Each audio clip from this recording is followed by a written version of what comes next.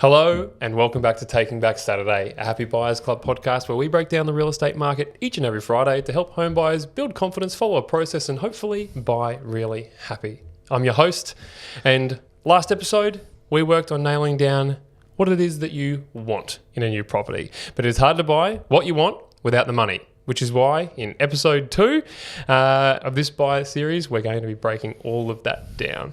Like we always say, before you fall in love with a great house, fall in love with a great mortgage broker. So joining me today is the mortgage broker that I love the most, Justin Dickinson from HoLo. Hello, Justin. Hello, Chayse. How are you? I'm extremely well, my friend. Welcome back to the studio. Thank you. Loving what you've done with it. Yeah, listen, I've worked very hard on this. It's actually Justin's young fella that decorated this place many moons ago. And for anyone that's been here and peered behind the curtain, they're like, geez, there's a few gaps in the soundproofing, but he did a stand-up job. He's only 12 and he's 4 foot tall at the moment. Exactly. Don't look up too high. Once it gets up high, that's where it starts to get a bit shady. Mate, today, like I said, we're going to talk through all things money, all things lending, all things home loans. So we'll keep it sort of fairly broad, but we can break it down into the more niche stuff as we get through. Excellent. Nice one. Then we can start from the top, mate. What is a pre-approval? A pre-approval. It's a good question to start off with, Chayse. Well done. Thank you. Pre-approvals, I guess the best way to put it is the bank is going to have a look at how you are as a client, whether it's worthwhile them giving money to you to buy this home before you actually do it. So when you get formally approved, you've found the house and you know exactly the property. A pre-approval is you haven't quite found the house yet, but a bank has gone through you with that fine-tooth comb, pulled out the magnifying glass and checked all of your stuff to say, are you good for it? Yep, so far you are. Okay, nice one. And what does a potential buyer need for a pre-approval? Needed for a pre-approval? I should say, coming out of a pre-approval, the bank will have confirmed, hey, this is the number that you can, as a loan you can have, and therefore this is your purchase price. Cool. So you've got your budget ticked off, and then the loan that goes with it. So that's a good starting point. To do that, they need to go through everything of you. They need to check everything that you've got so they can say, well, yeah, you are good for it. So it's the full upfront position that a bank would need to do. So they will be checking your identification. They'll be doing a credit check on you. So you'll need to have your identification ready, your passport and your driver's license all up to date, not expired. They'll need pay slips. So you'll need the most recent one of those. Your savings. Sometimes we find customers will have their savings in their savings account. They'll have some sitting in shares. They'll even have their crypto all ready to go. We'd say get them all ready so that a bank can look at that and say, right, you're good for that. So having your deposit, having your income, having your ID ready, they're the main things that you got to have ready. But the bank is going to check everything as if you've already found the house. It's just that pre-approval. They're checking it without the house yet. Well, sure. I mean, it makes a lot of sense. Like, Justin, I really like you, but if you asked me for $1 million, I would want to know everything. I would want to know that you're good for me to get paid back. Correct. They are asking you. You're asking them for a lot of money. Yeah. Hey, right? Yeah. Hey, do you mind just spotting me $1 million? Yeah, sure, mate. You seem like a really nice guy. Here you go. It's pretty unlikely. Exactly. It's not like you found a really great pair of shoes at a shop and Afterpay will give you a really quick limit. No, this is 20, 30, 40, 50 times that to borrow. And so, yeah, they've got to go through you with that fine-tooth comb. And this fine-tooth combing, how long does that typically take? The tooth combing, yeah. The pre-approval process when in with the bank can be anything from 2 days up to about 2 weeks. Will depend on the lender. And, some lenders are really fast, some lenders are really slow, some will just go through it with a bit more detail, some will just do a quick check, not as detailed as others. In the end, some of those lenders that are fast might not have the lowest rate. The ones that are the slowest or aren't as fast as the others, we should say, they might have a really good rate. So it's around getting that balance. That's part of our job, is to help you as a client understand, the time pressures with buying the property. Getting the pre-approval's fine because that'll last you 90 days, like 3 months. But the process to get that done quickly can depend on the lender. And it's probably almost more of a, kick up the butt to get ready early, because you don't want to find yourself in a position where you need time on your side and then you have to maybe compromise on rates. Absolutely. You don't want to be in a position where you have been thinking you might go get your pre-approval and then find the home. Yep. Then you're scrambling, then you're chasing, then you're trying to find stuff. You haven't got yourself ready, and then you could end up missing out on the property, or the only lender that's going to suit you in your circumstances might take 2 weeks to get it done. But you don't have 2 weeks. No, you don't. Yeah, right. No. And by the way, I should say those timeframes from lenders, they change week to week. We track them all the time, and it all comes down to their volumes and how much they want business and their interest rates and the like, and their policies, their criteria. They change them all the time. So, most lenders will fluctuate on that time frame as well. So it's not locked in that this lender is always fast, that lender is always slow. It will move around. Awesome. And we keep track of that. Yeah, brilliant. So when people are having to submit, IDs, pay slips, assets, what they're spending their money on, do people often mention that it feels like a bit of an invasion of privacy? Absolutely. Sometimes the phrase we heard is like, do they want my firstborn child as well?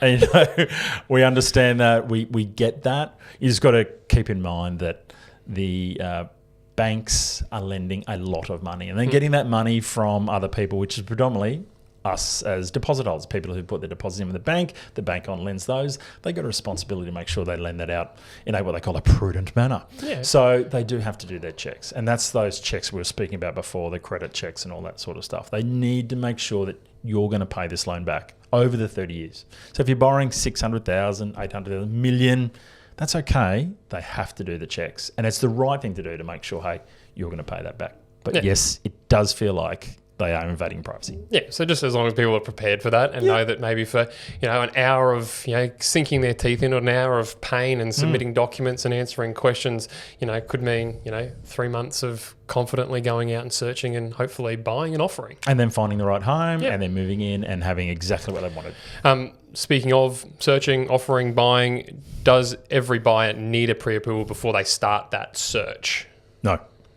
No, they don't need to be pre-approved before they start the search. But we would say get ready before they start searching. So have a conversation. So it's prudent to have the conversation with your broker ahead of starting your search so that you know what you can afford, what you're searching for, and if it was to appear the right property, a suitable property, a 7 out of 10, and you want to crack on with making an offer, you've already laid the groundwork to make that possible. Correct. As you know, people start to search, but then when they're really ready to go and want to start now getting ready to make offers, that's the time to be pre-approved. Right. So when you want to start making offers or getting ready to start making offers, that will be the time we'd say, let's get you pre-approved. Let's get the right bank for you, checked off, ticked off, and giving us confirmation that you are good to go to make an offer at to this price. Before that, I'd say, no, let's get you ready though. Let's check everything that you've got, make sure that numbers are right. Most people are ready to go at that point in time. Some aren't, and they need to do a few things to get ready. So we will help our clients get ready. And that might take a couple of weeks, couple of months. That's okay. Everyone is different, but it's around making sure they've gone through and know where they're ready, where they're at, and are they good to go so they can start searching. There's no point start looking at properties for 1.5 mil or 2 mil if really you actually can't even get above $1 million. That's right. I mean, people can get carried away. People can jump on, the beautiful, listing apps and look at all the pretty pictures and fall in love with things, and you can be emotionally ready to be like, okay, we are ready to get out of here and we're ready to make the move and buy a property. But they've got to be financially ready, and just having a conversation with a finance professional like yourself is going to be able to guide them as to whether it's possible and what needs to happen next.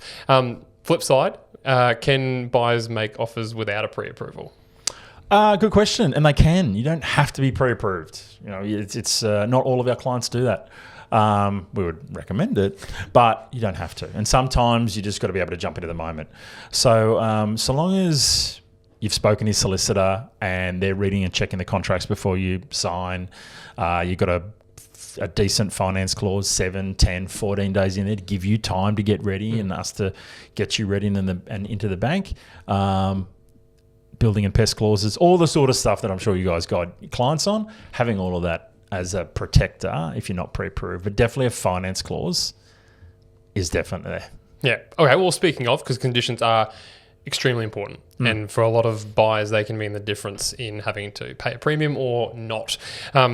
If, HoLo had a client who has a pre-approval in place, like we like and recommend, how long would you advise having a finance clause for? If they got pre-approval, you can really narrow it down. Anything from a day to 2 to 3 days. Probably 2 to 3 days is a safe bet, particularly if you're really good at push. It will depend on the bank because a pre-approval is subject to the contract being put in place and a valuation being done. Now, those valuations can range from the bank doing it really quickly, what they call a desktop valuation, done in half an hour, to someone actually going to go and visit it. And then the bank, once it's all done, the bank has still got to go and check that off. So I would suggest, like, as long as you're communicating with your broker throughout that, searching, offering, hopefully offer accepting process, that it's not a surprise to you. You're not walking into, an email on a Monday morning being like, cool, I've purchased, and I've put a 2-day finance clause on it. Whoa. It's almost, hey, let's talk about what you're buying it for, and what these next few days are going to look like. Set the expectations so that you can hit the ground running come Monday morning when you are expecting that email. Correct. Because some lenders will turn around so swiftly, like in that 2 to 3 days, sometimes 4 to 5 days, really quickly. Others will take 5-7 days. So choosing the lender that's part of that pre-approval that's going to be able to turn around quickly might be super important to you. And so that's the sort of factors that we take in at the front end when we go and get you pre-approved. A lender that's going to take 10 days, because that's just their cycle, might not work for you. Gotcha. What happens if a pre-approval expires?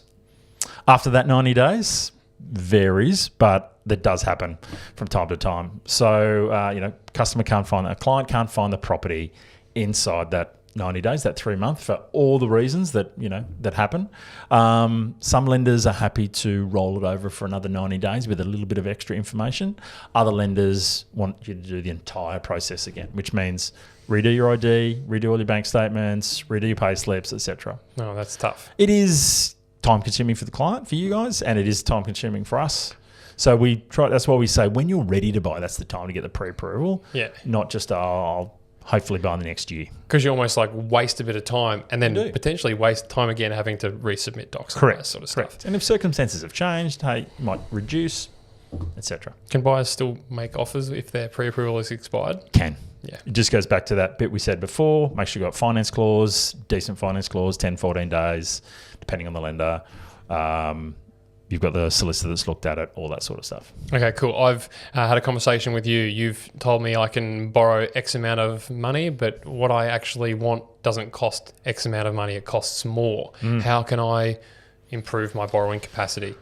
Yeah, good question. And often that's something we have to work with our clients. There's longer term things like keep saving and saving hard. There's shorter term things like just reviewing the loans or the credit that you've got.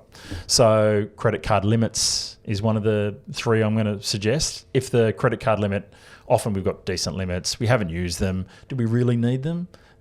Big limits like 20, 30 grand, and only using 3 to 4 of it each month, that can actually impinge on how much you can borrow. So getting rid of those, reducing those limits down to what you use is one easy way. Second one is car loans or personal loans. Sometimes you've got a car loan, a personal loan that hasn't got long to go, maybe a year, 12, 13, 14 months, but that repayment is still decent. If you've got the cash, clearing that out can help give you good borrowing capacity as well. Same with the old student loans, HECS, help. They can impinge because they're based upon your income. So if there is not much to go, not long to go, sometimes clearing those out from your cash can actually help you buy more than keeping it.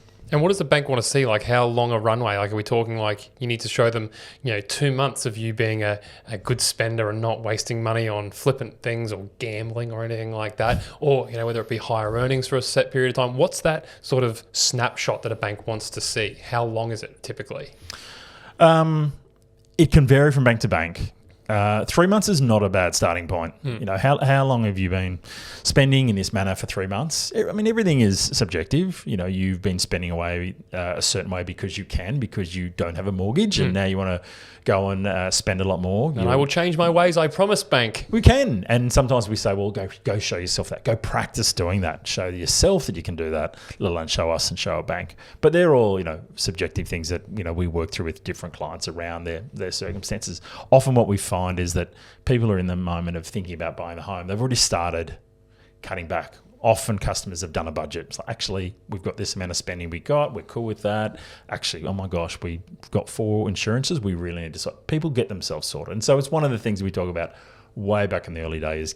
Check your budget, get yourself understanding of what you are spending, how much free cash have you got to be able to do this, to be able to buy.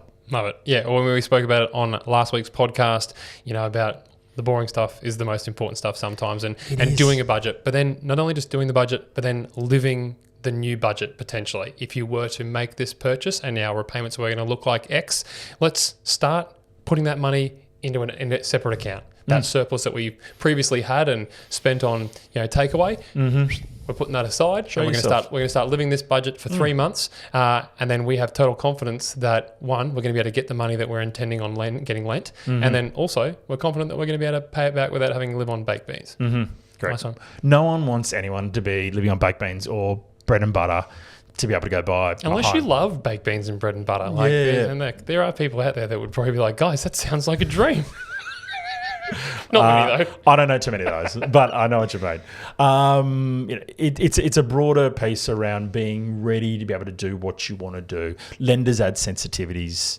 The regulator requires them to, by way of example, just because you're borrowing at 6% doesn't mean the lender is going to be looking at it at 9%. They add 3% to that. So there are buffers added, but in the end, it comes down to people not overextending themselves. No one wants them to overextend. Things will come up in life. You still want to be able to go on your holidays. You still want to be able to go with friends and buy gifts and go and get takeaway from time to time. Stretching that, so cutting all of that out is probably not the best idea. So just understanding what do you need to live on and what's available to be able to pay off a loan and give yourself a buffer is an important piece. Nice one. Speaking of overextending themselves, thank you so much for taking 15 minutes out of your extremely busy day to join me here in the studio. It's been fantastic. Anyone that needs a great mortgage broker, please send us a DM. I'll get you in touch with Justin and his team at HoLo. Justin, cue the song.